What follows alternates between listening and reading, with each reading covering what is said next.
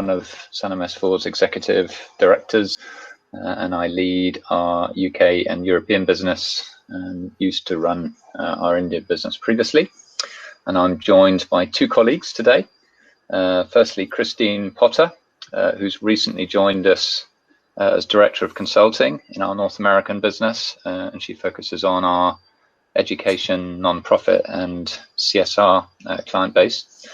So she's joined us after 14 years at Cornell University, where she was responsible for setting up and overseeing Cornell's legal entities in China and India, and set up their first global operations team, whose job it was to support education, research and revenue generating activities overseas. So welcome to Christine. I'm also joined by Abhinav Sood, who is Head of Client Relations and International Projects within Sanlam S4's Financial Consulting Division. Abhinav's been with us a good number of years now, and he's going to be taking us through some of the more technical aspects on today's call. I should just mention, the situation being a little unusual, that all three of us are working from home at the moment. So the broadband connections may not be quite as robust as we're used to. So if we have any issues, please do bear with us. If you have any audio issues throughout the today's session, please do use the chat window on the bottom right-hand corner. Equally, if you've got any questions you'd like to put to the panel, then please submit them using the chat window. And that's because you're on listen-only mode today. To those of you that have submitted questions already, thank you for those. We will pick up most of those through the course of today's discussions, and there are a couple that we'll pick up one-to-one afterwards. So the way we're going to work today is a bit like a sort of virtual panel. And what I'm going to do is ask Abhinav to get us going by just giving us a bit of an update on the latest position in the context of COVID-19 on the ground in India. So Abhinav, can you give us a bit of an update? Thanks, Ed. Hello, everybody. Thank you for joining from all over the world today. The situation in India has turned dramatically in the last 24 hours or so. For all of you who are joining in from overseas, yesterday there were two big press conferences that were announced by the Honorable Prime Minister in India, and also the Honorable Finance Minister in India. What has effectively happened is that there is a nationwide curfew now with effect from midnight yesterday night. And it turns out it is the biggest national curfew in human history, with about 1.3 billion people confined to their homes. This is unprecedented, but something that has been welcomed by almost all sections of society, both domestic and international.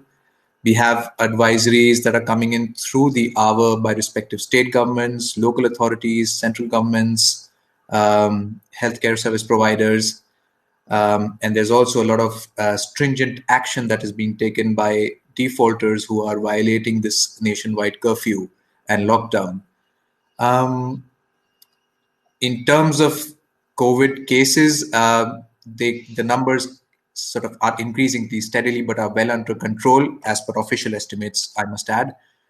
We are supposed to end up at 600 live cases today, with Maharashtra and Kerala, the states of Maharashtra and Kerala, affected the most. I must add, the government is doing a very, very good job so far. Essential services remain on. Healthcare is in, complete full-on mode. And so far, the affected individuals in India are essentially those who have been exposed to international travel directly or indirectly. And efforts are on to ensure that this doesn't spread to communities, especially the poorer ones, because once they affect local communities, the spike in numbers is going to be very, very rapid. Travel continues to be restricted. Air travel is banned, both international and domestic. Passenger trains are cancelled, both local and domestic. Movement within and between cities is barred to a large extent as a result of this curfew now. All of you would have been watching how stock markets have been spiraling out of control. Indian stock markets have fallen nearly 34% in 1 month. And it's resulted in a lot of people biting their nails continuously, and they will continue to remain volatile as a result of this lockdown for the next 3 weeks now. There has been a couple of days of upside in this week or so, but our assumption is that it is going to continue to remain volatile.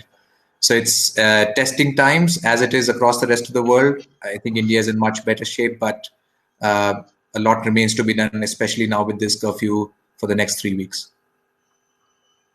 Okay, thanks for that. As you say, testing times. And I guess in the context of today's session, which is really focusing on sort of tax compliance and the financial side of working in India, it happens at a particularly challenging time, given the financial calendar. So I appreciate some of those on today's call will be well familiar with that, but I just wondered if you could just set the scene a little bit here in terms of why it's particularly difficult at the moment in India. So. You're right, Ed. Absolutely.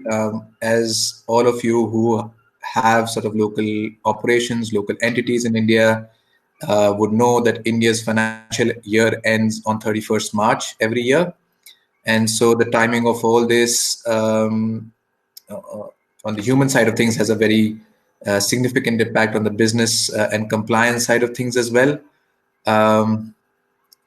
Companies would need to ensure that as this financial year ends in the next 6 days or so, all their year-end accounting, their year-end payrolls, investment declarations for employees are all sorted out as part of all your sort of balance sheets and profit and loss accounts and income and expenditure accounts for non-profits and statement of accounts would need to be drawn up and ready by the end of this financial year. Your assets, your liabilities, your bank and cash reconciliations, they all would need to be set right. A lot of the organizations who work on a accrual model in terms of their accounting in India would need to create all the provisions and also start to create audit plans from April 1 onwards. There is a proposal. There are rumors going around that it is possible that the financial year shall be shifted and an extension be given under these extreme circumstances, but there is no clarity yet. So I think all in all, there would be a lot of work that would need to go through as part of this year-end exercise. The good thing, and that is what we have been working around the clock with all our stakeholders, is that a lot of this stuff can be done remotely with the use of good technologies. For all those members who are joining in today, if you face any challenge as part of these closing exercises, please come and talk to us. For example, listed companies have had a lot of relaxations as part of their annual reporting come through. So the Stock Exchange Board of India has come up with a lot of relaxations, even on the compliance side, which we will talk over the course of this session today. There are a lot of compliance relaxations as well, taxation relaxations as well.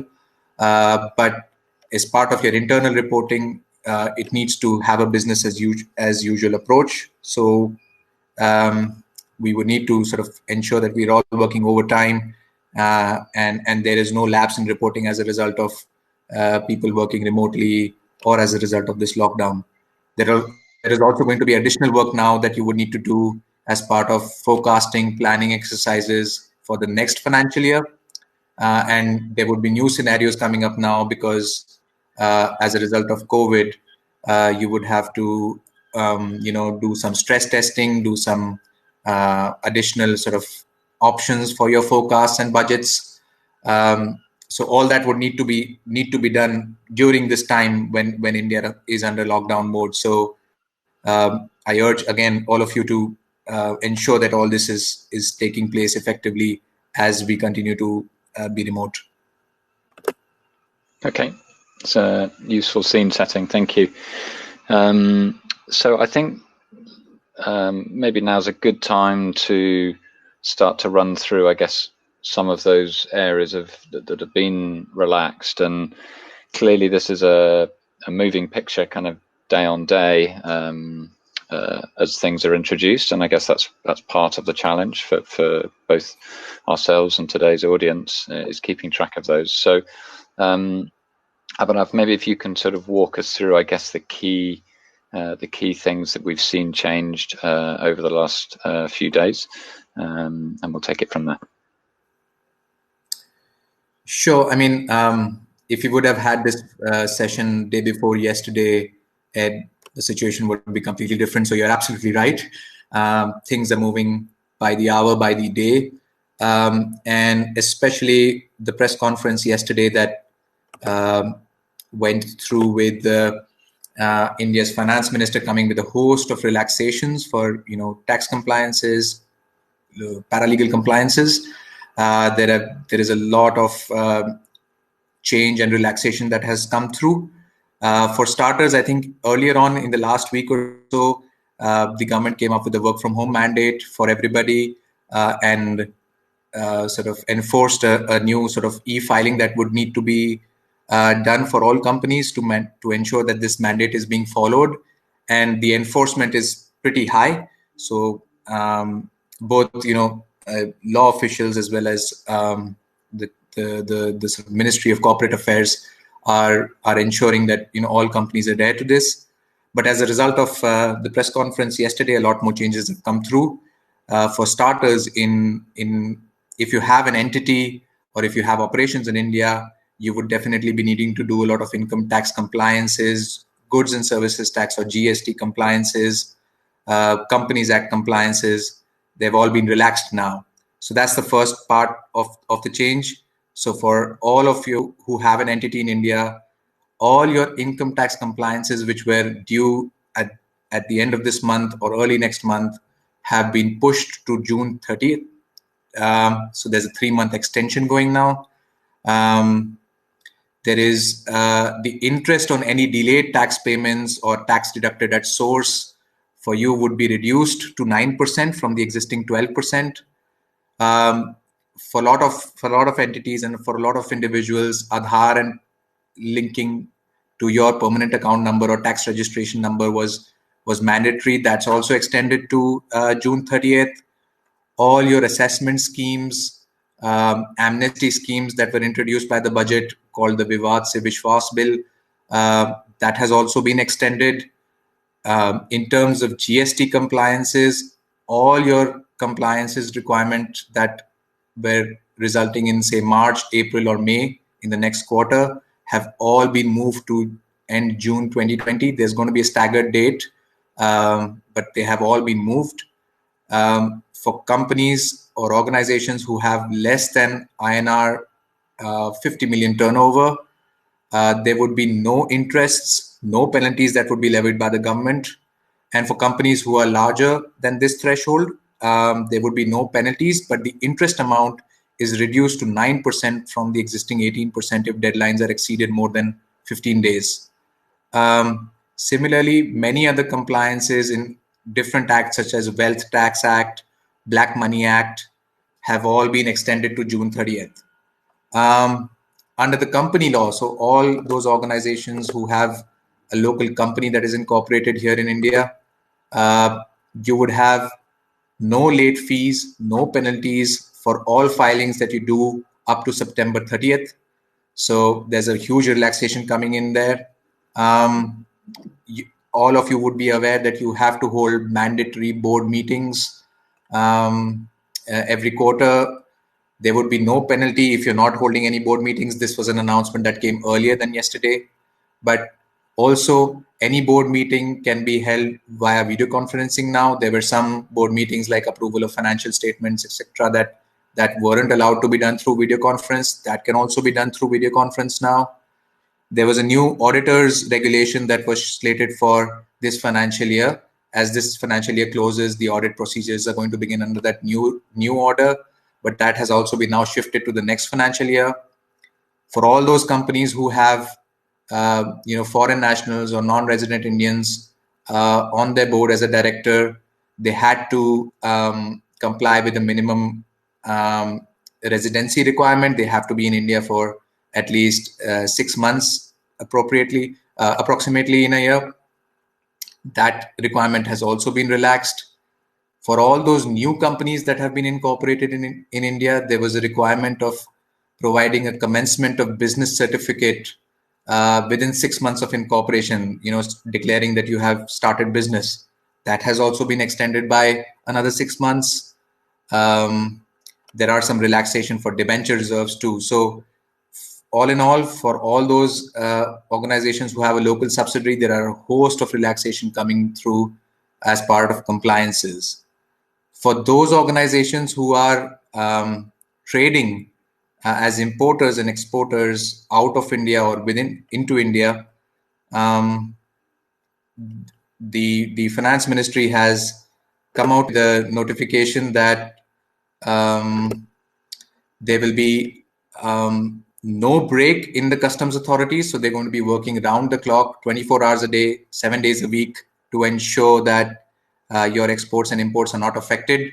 So international trade would hopefully continue in the same way, though of course as a result of travel embargoes by airlines or by governments, there are going to be increase in cost tremendously from a freight perspective. But at least from a regulatory standpoint, India is trying to make sure that there are no changes in sort of international trade.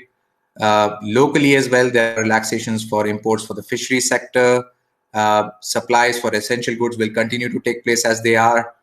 And so there are a host of other announcements there as well for importers and exporters. For people, especially in the banking sector, there have been changes that have been announced. There are minimum balance requirements that all individuals need to adhere with their sort of local bankers. That has been done away with.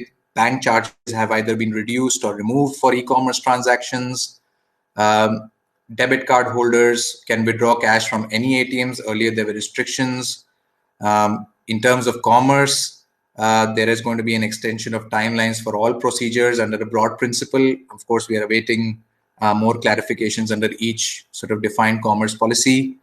And then there's also an advisory from the government not to reduce any wages, as well as compliances that are being pushed to April 30th.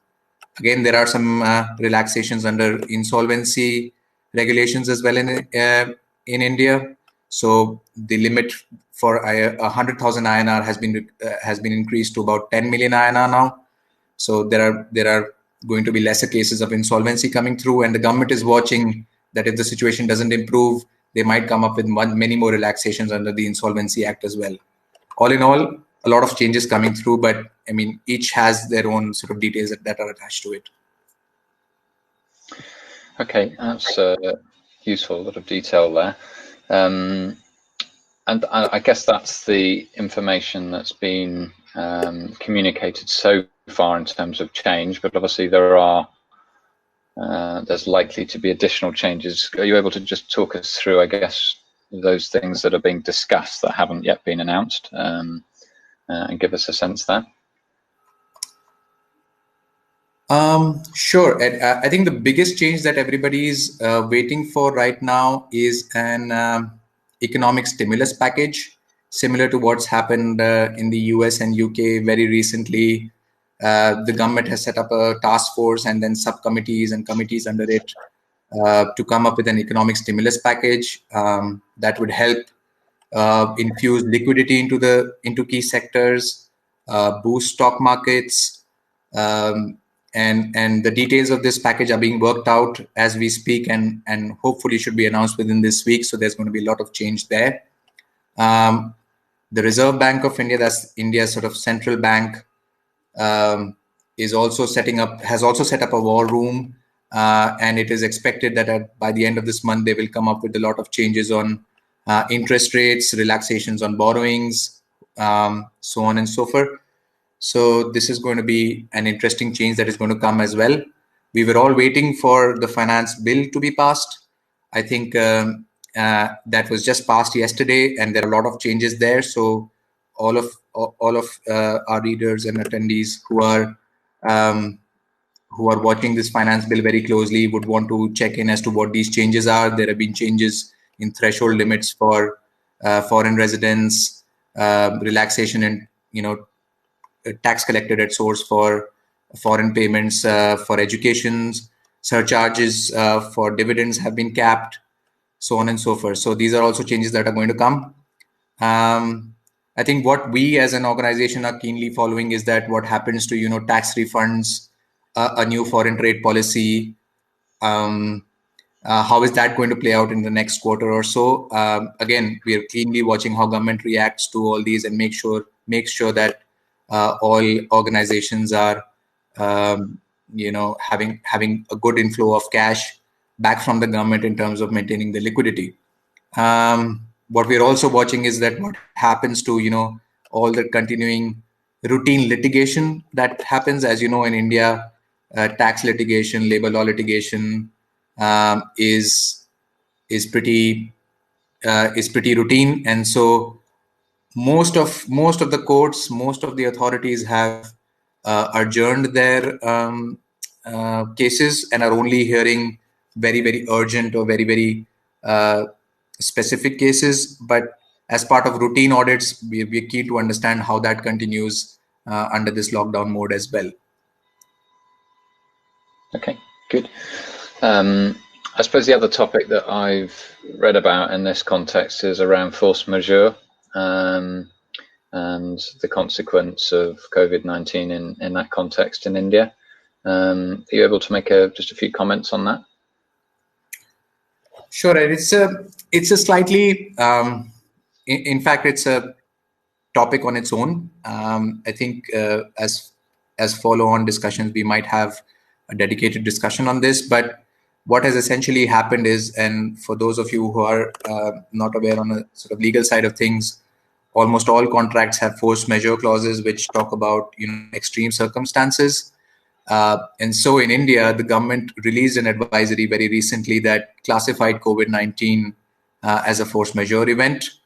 And so I would urge all attendees today to just go through those advisories, understand how that impacts your contracts, and of course we can help in sort of decoding that for you, because for each contract this force majeure event or clause would apply to them effectively as they are worded in the contracts. But using force majeure would be an effective tool to maybe extend your obligations or delay some sort of responsibilities that you would have. Termination would be a whole argument. So you need to establish reasons. What are you doing to mitigate this force majeure event? What are the remedial measures you're doing? And all this would be very key as to how the language is worded in those contracts. On specific circumstances such as mergers and acquisitions deals, borrowings, force majeure would apply very differently as well. And especially on borrowings, we are hoping that the Reserve Bank of India will come up with an advisory there as well. But these are all legal matters.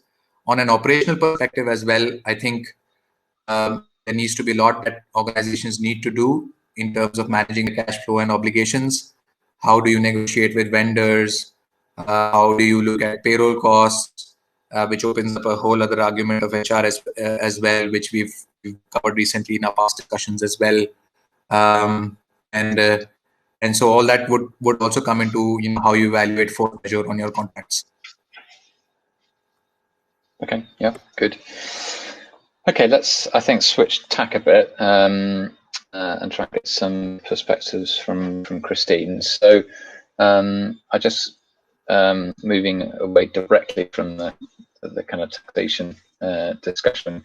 Christine, could you try and give us a sense as to where, I guess, universities and schools, not-for-profits and so on are kind of focusing their efforts right now? Because I appreciate it. It's an extremely tough time for them. Sure. Thanks, Ed. Yeah, I'll be speaking a little bit more broadly, not just focusing on India. Of course, it depends on who you speak with and what day it is, and it is changing, as Abhinav said, hour by hour and day by day. It's certainly a very fluid situation. I think right now, organizations are really just in the eye of the storm, and they're focusing on their core business. It's all hands on deck situation, and in higher education, Of course, there are academic and administrative sides that are both dealing with their own sets of priorities. For example, university treasurers are working with credit rating agencies and addressing their liquidity concerns. Global operations teams are concerned about business continuity globally and keeping their finger on the pulse of their global footprint. And I think many institutions are trying to figure out what to do about international student recruitment and summer and fall study abroad planning, for instance.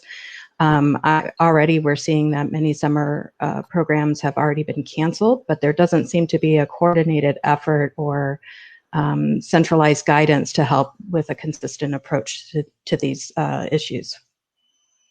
Okay, yeah. And I guess in terms of, this kicks up, a whole series of kind of challenges for those organizations. Do you want to just sort of take us through your views and sort of insights in terms of what you're hearing from people in terms of what those key challenges are at the moment? Yeah, thanks, Ed. I'll just highlight a few here, that could in itself be its own webinar. I think the first concern is planning for the future. There are just so many unknowns right now, and organizations just don't know when business will be back to normal. For higher education, there are no definitive answers as to sort of when students will be permitted back on campus. Uncertain tuition revenue ahead.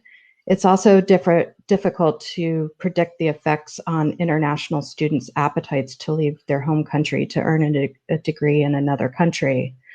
And I think, there's an opportunity here for institutions to proactively engage and nurture existing and prospective international student populations, just to ensure that they all know that they're welcome on campus when business opens back up. Secondly, I think from a subsidiary management standpoint, I think for organizations with one or more subsidiaries abroad, the strains are amplified. They need to maintain their attention on business continuity, not just at home, but in those locations as well. And it's important for the employees of those subsidiaries to feel cared for during these times. So while organizations are actively communicating with their constituencies at home, I think it's easy to overlook the need to broaden that reach abroad. Another key area that we're seeing is that cross-border mobility is a significant concern. Organizations are actively exploring solutions to deal with employees that have returned to their home country, but still need to work remotely. And as employers, they're concerned about adhering to those local laws and preventing any unintended tax exposure or labor-related disputes. They're also weighing tax implications to the employee who's based remotely and any possibilities or needs around tax equalization. And for organizations that are dealing with that, that's an area where we can certainly lend a hand. For organizations managing sponsored grants and research, I think those same cross-border mobility realities are surfacing. There are some of these remote situations, we may find that we're in violation of grant terms. And for countries that have strict export controls, there's a question about whether or not those remote researchers can even use the necessary technology in the country in which they're working. So it's really, really complex. And building on my last point about research, I think we're not exactly sure how research projects and funding will be impacted in the long run. And we've been hearing about projects that have been terminated because the work just can't get done. Some funding agencies revisions or scope changes, but for organizations running those international research projects, they'll be navigating these challenges day by day. Of course, market uncertainty is a concern for everyone. For organizations that rely heavily on their endowments to support fixed operating costs, depending on their investment strategy, the market's volatility is an obvious source of concern. So Some endowments are used to pay for tenured faculty and student scholarships and research projects. And what happens if those endowment returns diminish? I think also we're building a plane while we're flying it. So we're learning from the situation. I think when the dust settles and bills for chartered planes and emergency evacuations have been paid, I think institutional leadership and folks working in travel health and safety and study abroad will be evaluating their international student and study abroad support and response strategy. And they'll probably be focusing on building out corrective action plans accordingly. And finally, this issue isn't by any means isolated to higher ed or not for profit, but everybody's concerned about cybersecurity and privacy and data protection. And with so many employees working remotely on even home internet networks, I think the risk is amplified. So actions like security protocols and regular cybersecurity reminders really can't be overlooked, especially right now. Yeah, it's an excellent point. And I can see that a few people have been battling with the realities of technology. So I'm hoping that most people are indeed hearing us well. But that's some excellent insights there, Christine. I guess, look, at the moment, and this probably varies a little depending on which country you're in at the moment, but in many countries we're kind of in the eye of the storm, and the days are busy sort of coping with what's right in front of us. Inevitably, in these sort of times of disruption, opportunities will also present themselves. And I just wondered, from your perspective, Christine, what, if any, opportunities you see that might emerge out of all of this? Yeah, sure. So obviously, we're seeing a lot of announcements now around new funding for research and development and also relief efforts, just as a response to COVID-19 more broadly. So at the end of the day, I think this is good news for global development organizations and researchers who are working in areas like infectious diseases and pandemic response and emergency response. We're also seeing an uptick in free online webinars and courses on topics related to sort of working in today's unique environment. And I think these are a great resource for all of us working at home right now. But ultimately, institutions are seizing, this increased online audience to help market their revenue-generating activities like executive ed or online degree programs. And in the long run, I think we may see a trend where these delivery models are sought after by a wider audience just because of exposure. And building on, the online offerings that for some institutions, the infrastructure just wasn't there, so they've had to build it. And by being forced into delivering education remotely, I think, those institutional systems and the knowledge that's been developed during this difficult time will open up opportunities to help institutions looking to grow online degrees and executive ed programs in the future. Yeah, totally agree. Absolutely. Abhinav, what about from your perspective? Do you, obviously day to day, we're seeing, as you've taken us through, a whole sort of slew of changes in the financial tax and compliance arena. Do you see sort of silver linings in terms of future opportunity that arrive from this? No, sure, Ed. The silver linings everywhere, in fact, and I think Christine's first point for new funding for research and development in response to COVID-19 is a particularly good one. In India as well, COVID has been designated now by the government recently as a designated CSR activity. So all of the corporates, non-profits, institutions, mobilizing efforts towards COVID response will also classify as a CSR activity. So that's something that the government is doing, but is a good boost for organizations as well who want to contribute more towards this effort. From a compliance point of view, I think the silver lining for me is that governments will be reasonable. I think a lot of times foreign and international organizations have a have an argument that Indian governments are not very reasonable. So at this time, you could expect them to be somewhat reasonable. And we've been in touch with the Ministry of Corporate Affairs, local tax authorities, who have been very receptive to our queries, though online sort of their dedicated call-in systems are hampered a little bit as a result of remote situations. And so this will definitely be a silver lining. If we've been working a lot with the governments, with our partners as well, who've been constantly reaching out to organizations to ask what their problems are, and then we can go back to the government and make that change. And as part of all this, the economic package that is being built up will also take into account all these requests that are coming through. And so what should work in our favor in terms of liquidity, in terms of borrowing management, and other key areas for business continuity. That's on the external side. On the internal side, the silver lining for companies or organizations themselves is that they are reinventing the wheel constantly, and we are supporting most of our clients and stakeholders in reinventing that wheel on how to keep them going, how to stay successful. I was just looking at Big Bazaar's ad today, where they're upping the ante in terms of their outreach towards home delivery. And so all organizations, whether for profit, whether non-profit, can do that.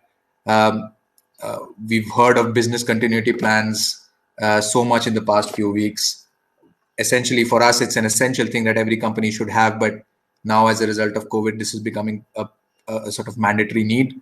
So that's a good thing. So it allows organizations to work with their advisors, their supporting staff to ensure that you have a sort of sound business continuity plan or BCP going, as well as financial planning. Staff planning also takes into consideration all these requirements. I think essential services, as Christine earlier pointed out as well, they're going to have a good, they're going to have a full plate, not without pains and risk, but essentially universities, non-profits, medical supplies, hospitals, they definitely are going to be working overtime, and it's a sort of a good time for them, but not without pain and risks, of course. I think the biggest silver lining for me is how it's changing the way we work. As part of this, a lot of redundancies would get addressed for organization. It may have some sort of a short-term pain, and it would take at least a good 3 to 5 years before people forget this episode. But till then, there would be a lot more cost-saving approaches coming through, remote working options becoming more prevalent in India, which is not a very common phenomenon. Non-essential travel would not be taking place. Profit maximization would become a mantra. People will leverage technology, invest in people more, so on and so forth. And I think these are definitely silver linings. On the government side as well, all the stimulus that is coming through, all the growth rate predictions that is forcing us to again push ourselves, and all the time that we are getting now to sitting and replanning structures, operations, etc., are going to be very, very helpful. For example, all of our strategy engagements that we are having with our clients right now are in full swing. So that's a very good feedback that I get as part of this calamity that has befallen us. Good. Okay. So let's switch to address a couple of the questions that we've received through. So I think firstly to Abhinav, we've got 2 questions for you. So one, anything, is there any particular change in the context of Section 8 companies as it relates to higher education? That's the first question. And then the second question was, what about the legal implications of a private company refusing to follow, I guess, the government's advisory in respect of salary and wages? Could I ask you to comment on those? Sure. I think on the second one, I would love sort of your and Christine's take on this as well. The first one is pretty straightforward. All those compliance relaxations that I talked about earlier in terms of tax, company law, GST, wherever applicable, would also apply to Section 8 companies in India. So you're looking at a host of compliance relaxations that come through to them as well.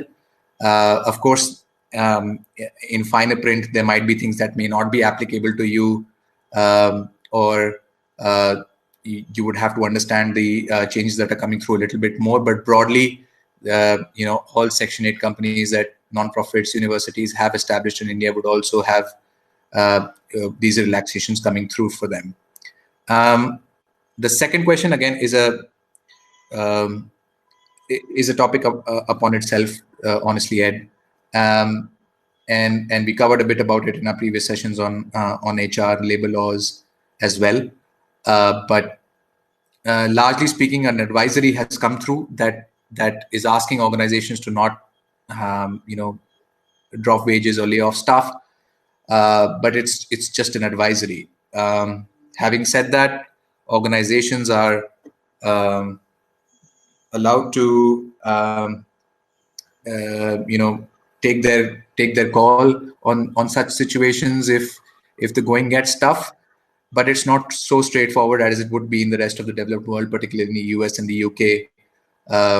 And there are a host of HR laws, labor laws, as well as financial requirements, force majeure requirements if they're in your staff contracts as well, that would need to be looked at before you make such decisions. So the answer to your question is you need to be very careful. You can't just decide amongst yourself that you want to take this action. You are allowed to. You can go ahead, go against advisories, but it requires a careful planning exercise. It requires careful sensitization with staff, as well as it needs, you need to ensure that you're on the right side of the law when you take these kind of action steps.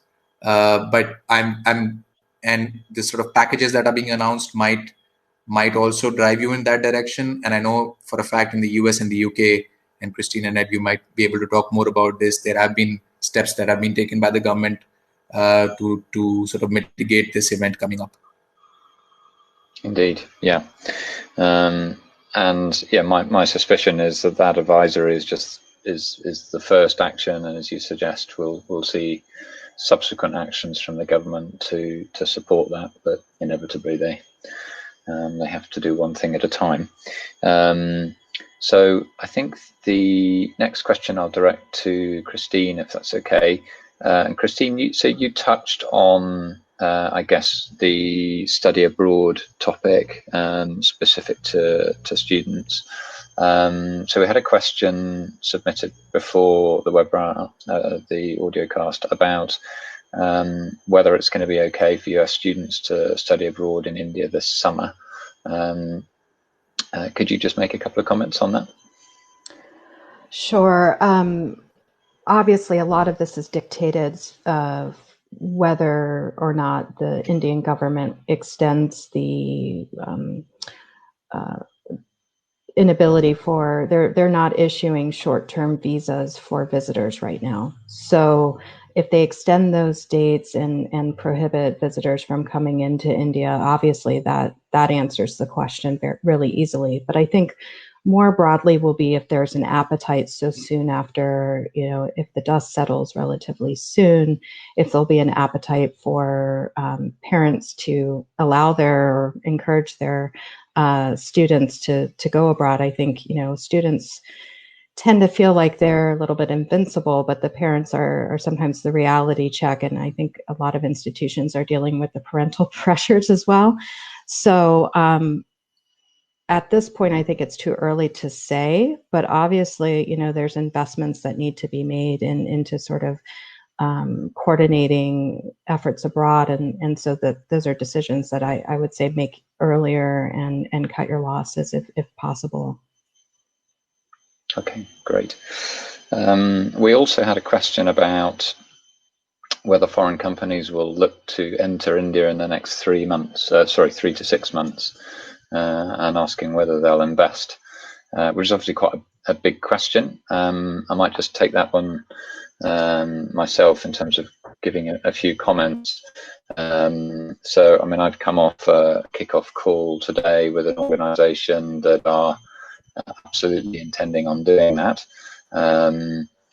I think these decisions, the decision as to whether you're going to work in or with India, is typically a decision for the medium term, both in terms of the time that it'll take to get set up and operational, but also in terms of unlocking the market opportunity. So, for sure, the disruption at the moment will cause people and management teams to focus their efforts on dealing, with the situation that's presented.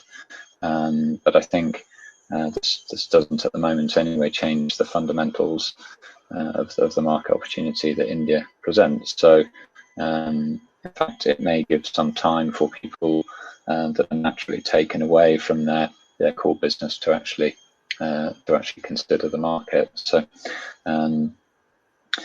That was that question. I can see a hand up from Kathleen in the chat window. So Kathleen, if you have a question, then please do feel free to drop it into the chat window. Just in terms of what happens from here, so we will, as I mentioned, so this is actually the second of these webinars that we've held. The first one focused on very much on the HR topic in terms of helping deal with some of the people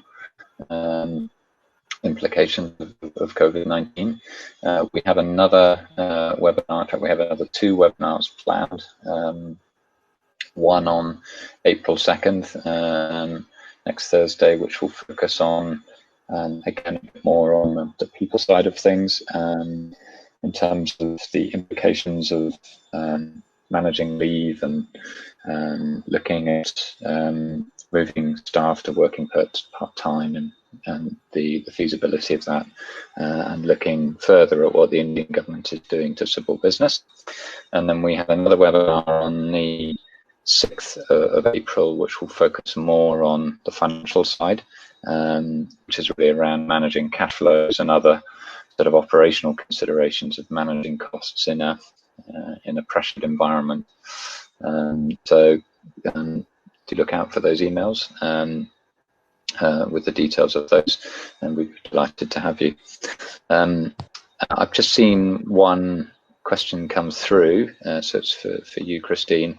Christine, could you expand on the comments about study abroad and discuss the possibility for Indian students to travel to the US or UK for academic studies beginning in August and September?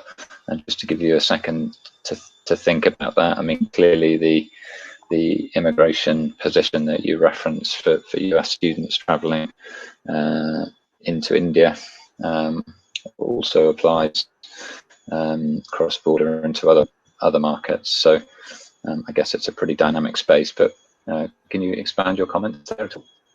Sure, and that's a very valid point, Ed. I think because of the uncertainty right now, not knowing if campuses will even be able to open, say in August or September, I think right now what's important is to keep those relationships with your Indian student population strong.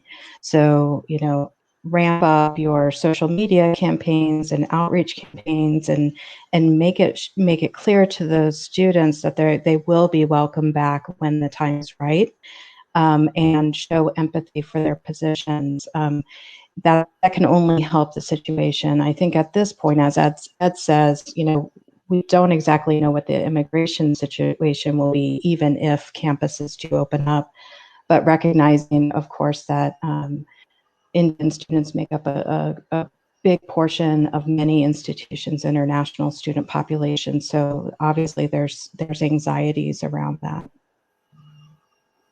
That's great, Christine. Thank you. So I think what I'm going to do is wrap things up now. So, I mean, hopefully you take away from this that It's obviously taken some pretty decisive moves to try and, I guess, both address the pandemic, and the effect of those, I guess, remains to be seen. But also, I think the volume of change that particularly Abhinav has run through there, and in our last webinar focused a bit more on the people side of things, was also covered. But this is changing every day. Yeah, yesterday a good number of announcements made, and our commitment to you all is to keep putting these sessions on to allow you to stay in contact with those.